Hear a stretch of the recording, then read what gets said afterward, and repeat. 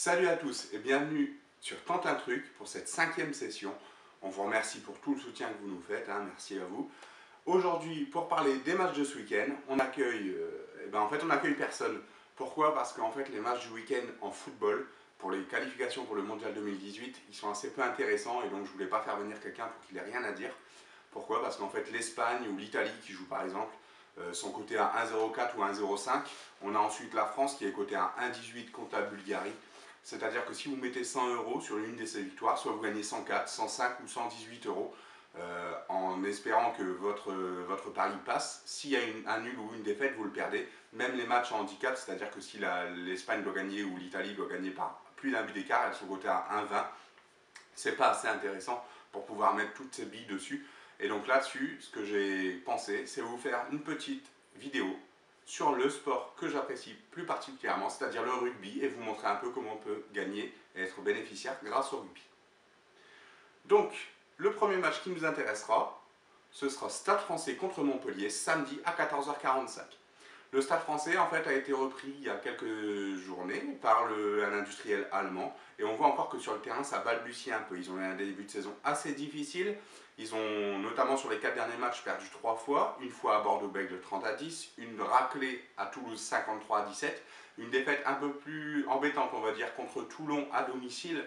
Et là-dessus, franchement, ils n'ont pas été gâtés par l'arbitrage.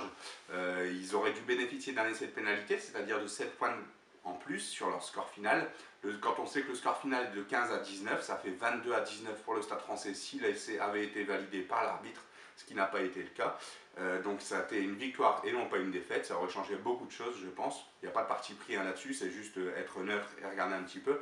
Et ensuite ils viennent de gagner à Pau 23-25, donc chapeau à eux. En face de eux, ça se dresse un très gros morceau, c'est Montpellier. Montpellier cette année c'est une équipe très solide, ça fait 4-5 années qu'ils tournent autour du titre de champion de France, mais là cette année on dirait que c'est bien pour eux, c'est peut-être la bonne année. Ils se basent sur un gros jeu d'avant, un gros jeu où c'est la marque et la puissance. Ce sont les joueurs qui sont dans le paquet d'avant, qui sont considérés comme costauds on va dire, les joueurs qui sont notés de 1 à 8 sur une feuille de match, et ensuite vous avez les arrières qui sont tout aussi prometteurs, qui sont numérotés de 9 à 15. Montpellier, c'est très fort, notamment tactiquement. Ils sont depuis cette année sous la houlette de Vern Cotter, qui était anciennement l'entraîneur de Clermont, puis le sélectionneur de l'Écosse, et l'Écosse a eu des très bons résultats sous sa houlette. Montpellier, c'est 54 à 10 contre Brive la semaine dernière. C'est une défaite 47 à 17 à Bordeaux-Bègles où ils avaient fait tourner leur effectif, et une victoire 43 à 20 contre Toulon. Donc moi, plus que miser sur une victoire d'une ou de l'autre équipe, les victoires sont à 1,80 pour le Stade Français ou à 1,90 pour Montpellier, je pense que Montpellier peut l'emporter assez facilement. Après, le Stade Français peut aussi jouer sa carte. Non, moi, plus qu'une victoire, je vois des points dans cette rencontre. Et en fait, ce que je fais, c'est que je mise sur les scores cumulés des deux équipes. C'est-à-dire que par exemple, si ça fait 20 à 21, et ben ça fait 41 points en tout. Et donc à ce moment-là, vous jouez le plus de 40,5 qui est proposé sur certains bookmakers. En l'occurrence, ici, moi ce que je vous conseille comme bookmaker, et celui qui à ma connaissance est le plus complet au niveau rugbystique, c'est le PMU. J'ai pas de placement de produit, j'ai pas de publicité pour faire, je suis pas payé pour ça, mais c'est vrai que concernant leur pari, ils ouvrent un large éventail de points. Vous pouvez choisir un peu selon votre cote que vous souhaitez et selon la probabilité qui est plus ou moins faible. Vous avez des plus de 30,5, plus de 32,5, plus de 35,5, plus de 40,5, etc. C'est assez large, honnêtement, comme palette. Je crois qu'il y a à peu près 20 à 25 points d'écart. Vous pouvez aller de plus 30 à plus 50 facilement sur un truc. Et bien entendu, en opposition, vous avez aussi les moins 2 si vous voulez jouer. Là-dessus, je pense que sur ce match, il y aura environ 40 points. Je pense même plus que 40 points. C'est deux équipes qui jouent beaucoup. Mais attention, il ne faut pas que Montpellier fasse tourner, parce que si Montpellier fait l'impasse, ça peut profiter clairement au Stade Français. Et après, c'est compliqué s'ils ne peuvent pas jouer et ne peuvent pas afficher toutes leurs ambitions. Donc voilà, ça c'était pour le premier match. On enchaîne avec le second match qui a lieu, lui, samedi à 20h45. C'est Agen contre Lyon. Donc Agen, c'est une équipe qui vient de monter en top 14, donc là, dans la plus prestigieuse des compétitions au niveau français. Donc Agen, leur bilan, c'est une victoire contre le Racing, 23-19 cette saison. Et après, c'est que des défaites. Notamment deux défaites à domicile, une contre la section paloise récemment, 15 à 20, 14-20, pardon, et une contre La Rochelle, 15-20. Donc c'est une équipe qui score assez peu et qui est marquée par son indiscipline. Elle se prend beaucoup de cartons jaunes et honnêtement, elle a du mal à pratiquer un bon rugby. C'est encore un petit peu difficile pour cette équipe. Grand respect à eux, ils sont quand même en top 14, ils sont là pour faire leurs preuves et puis ça va progresser, il n'y a pas de souci. En face d'eux, on a Lyon. Lyon, c'est une très très grosse équipe surprise cette saison. On ne les voyait pas à ce niveau-là de la compétition. Il y a une seule défaite pour eux, c'est contre la section paloise, 30-14 à l'extérieur. Sinon, tout le reste, ce sont des victoires. Des victoires notamment de prestige contre le Racing, ou contre Castres, aussi contre le Stade français en ouverture, hein, ils sont allés gagner au Stade français, et aussi contre Bordeaux, Bègles ou Brive.